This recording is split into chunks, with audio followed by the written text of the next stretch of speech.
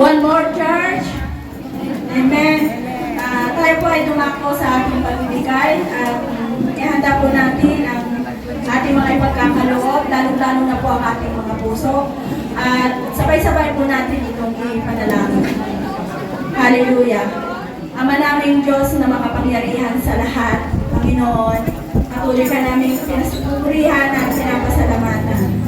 Salamat, Panginoon, sa iyong kabutihan at katapatan sa aming lahat, O God. Salamat, O Lord, sa iyong mga ginawa at mga ginagawa pa, Panginoon. Lord, pagpalain mo, Panginoon, ang mga buhay, Panginoon, ang pinagdadaluyan, O Lord, bilang instrumento ng mga pagpapala na aming natatanggap, Panginoon, sa aming mga employer, O God. Pagpalain mo, Panginoon, ang kanilang mga buhay, maging, Panginoon, ang iyong mga anak, O God, na nagagamit mo, Panginoon, para sa kanila, O God.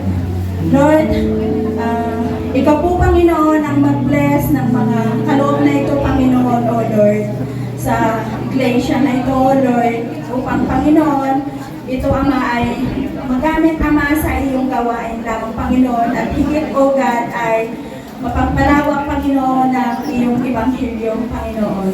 Lord, tunay nga po, Panginoon, na kinikilala namin na ikaw ang unang nagbigay sa amin. Kung kaya't, Panginoon, kami, Ama, ay nakakapagbalik sa iyo, O Lord. Ikaw, O God, yung Diyos na hindi nagkulang sa amin, simula pa noon hanggang ngayon, O Lord.